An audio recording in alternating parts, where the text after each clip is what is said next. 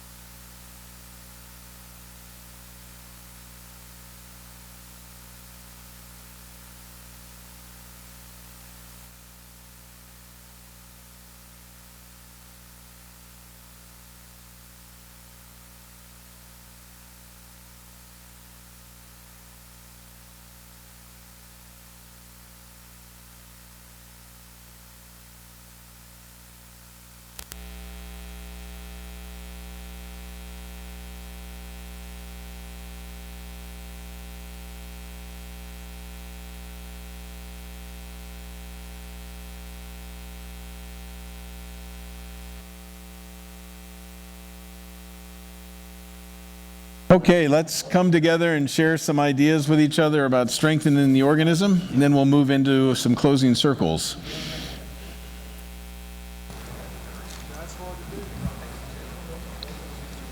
So we'd welcome your thoughts if there's affirmation that you have on these ideas, or questions or concerns or additional ideas. But the most important thing we can do, I think, is strengthen the organism. So, thoughts?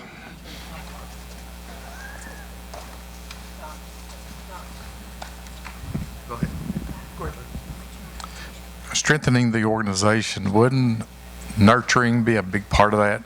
I mean, like in-house nurturing. Because if you have that nurturing, you can go to outreach. And then from outreach, you can go to witnessing. So wouldn't that be a big factor, a big part of it? Who is nurturing whom? Just say more about that. Within the church, each other. Okay. Nurturing each other, because if you become a warm and inviting and nurturing congregant, you're going to get people to come to your church within your community or even outside your community. And you become that warm and inviting church. But if there is fighting, in-house fighting and conflict and antagonism, you're not going to get that. So if we can nurture each other within our congregation, within our church, I feel like that would strengthen the organization itself and the community. Excellent. So nurture each other through small groups, for example? Right. What are some of the mechanisms that you might use to nurture? We have a lot of different ministries that would do it at our church, and the way we look at it now is it's one focus, one direction, glory be to God, but we all do it together. It's not just a particular group doing it. We're all doing it together now. Yes, I think nurturing and building disciples in the context of the congregation, what it means to really follow Jesus, absolutely. So nurturing and disciple making, spot on. Some other thoughts? This goes along with the nurturing, but recognizing and acknowledging what the people are doing and the gifts that they have, so that they,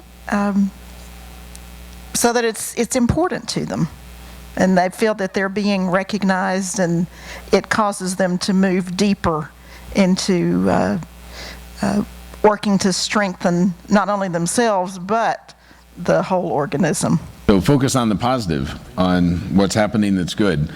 There's a whole movement called appreciative inquiry that's all about that. Just focus on the positive. What's right about this place, not just what's wrong about this place. Really, really good ideas. Any additional thoughts on how to strengthen the organism?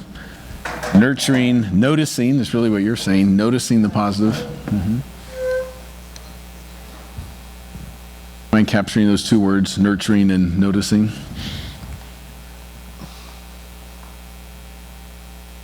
If we can become vision focused and mission driven.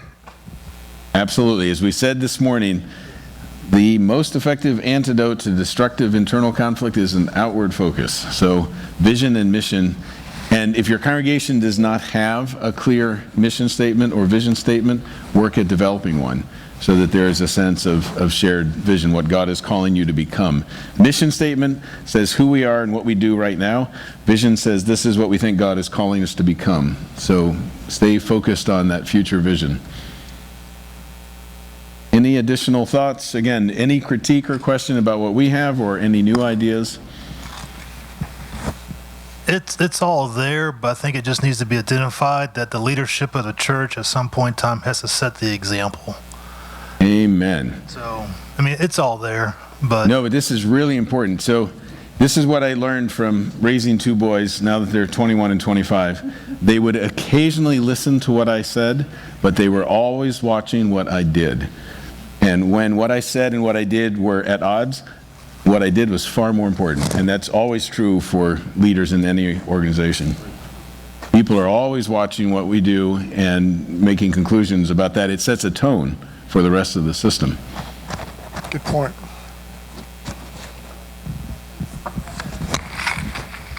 Well, this, I would say, related to form a team is model behaviors, model desired behaviors. I have 2 points. One, I think you can have high level of expectation, but if inspection doesn't go along with it, then there's no results. Expectation without inspection produces nothing. Okay. So how do we do an inspection? So that's a critical issue. I mean, what are we doing? Okay, what are we supposed to be doing? Now who's doing it? And if you're not doing it, why not? And how can we help you to get there? Okay. And our system, it makes it very difficult to do that. Inspect. Number one. Number two, in our system that we have, pastors move frequently. Yeah. Okay, as in the physical body where inflammation is known in the medical science as breeding ground for disease. I think because we move so often and over a long period of time, we have grief in our congregation because of a loss of a pastor that we love, or we have anger, a pastor's been moved, we didn't want him to move, or anger that they weren't moved earlier, disappointment, rejection, all those emotional things. And I think over a period of years, our congregations have become accustomed to being an environment that is filled with tension. Okay, and especially at appointment time when a pastor is going to be moved and another pastor is coming, who are we going to be getting? What are they like? And we hear all these things about, well, we don't want this kind of pastor, we don't want that kind, or every pastor has to be a combination of Superman, Batman, Spider-Man, Wonder Woman, and all of those things. Or the phone calls. start going around, well, we heard this is who's coming to our church, what do you know about him? So I don't think and just IMO, in my opinion, I don't think we focus enough or put enough attention on the fact that maybe our congregations are grieving, or that there is an inbuilt tension because of the system that we operate in, and that's never really addressed. So it just stays there. So then what could be something minor added to that? It's like the frying pan that the butter's thrown in, you know, and it starts to sizzle. So the frying pan had to be hot before that butter could start sizzling. So just an observation. I think this is huge. If I could say, as a non-Methodist who has a first cousin who is a Methodist pastor, and she's been pastoring for 15 years, and she's in her 4th assignment. And what I believe about congregations and what research has found is it takes 5 to 7 years to really earn the right to make significant change in a congregation. And you all get moved before you have that right. So anyhow, I don't want to critique your system as an outsider, but I wish people could spend 5 to 10 years at least in a parish. Some conferences are doing that, okay. Because they found that out. I'm saying where I came from, the bishop there he saw what he was talking about. And they have tried to keep the pastors at churches long enough to where those type of things don't happen. So that's where leadership comes in. Because if they can see it going on and they're doing nothing about it, then they're not leading like they should. There's an assumption that everybody's just going to, along with what you're saying, there's an assumption that everybody's just going to adapt and we won't talk about it, and that's a problem. Yeah. Boy, you're opening a really important can of worms because it has to do with the broader system, and that's critical. Systemic. Yes. And it's not addressed. It's just supposed to be accepted. Yeah. But it means that the parish people start to conclude, oh, pastors come and go. We do our own thing. And the pastor needs to be a critical part of the ongoing life of the church. Yes? 3 things were just said, and they intersect and interact. And if somebody can explain them or straighten them out for me, I would appreciate it. The comments about grieving, or who's the pastor, or why did our pastor leave, and the Methodist system, and what Don said, select leaders with care. In the local church, we can't do all of those things. So how do we make sure that we maximize the selection of leaders with care in the Methodist system, paying attention to everything he said? Well, the really important questions often come out at the end of the day, which is really interesting. These are wonderful questions because you're part of a larger system. We can't look at the congregation in isolation. You have the district, you have the conference, you have the quadrennial gathering of international Methodists. All of those things, we call it a nested model, all of those things deeply impact your local congregation. So we need to look at the health of the system as a whole. Maybe one more comment, and then we're going to move towards closing circles where we apply this in your context. Yeah. Also support. We have a DCOM at each of our district levels, and the District Committee on Ministries is responsible for taking applicants that are looking and feeling called into the ministry. And their main process is really supposed to be quality control. Often it isn't, I'm afraid. At times it seems like it's more about holding somebody's hand and loving on them and treating them like they're super special because they got this call. How many of you have followed pastors that left you a mess? How many of you as laity have experienced pastors that left it a mess? You know, our DCOMs are where we're supposed to find out what's going on in that person's life, what the nature of their call is. We do psychologicals, we do all sorts of things with them. And before they get too far into the process, if they're not suited for ministry, that's when it's most humane to say, okay, maybe you're suited for lay ministry. Maybe you're suited for this sort of ministry. And I'm not sure that's always happened. So, go on, Randy. So, No, I agree with that. But I think the other thing is that the first part of the process of coming into ministry is when a local church recommends someone for ministry. true. And of course, I haven't heard of one yet where a local pastor parish committee or a charge conference has said, wait a minute now, we've known that kid for. I'm thankful my church didn't do that at Jones Memorial when I was going into ministry. But but you see, that's the thing. There's a lot of gatekeepers all the way through the process. But you're exactly right. The district committee on ministry is the next step before going in the scheme of things.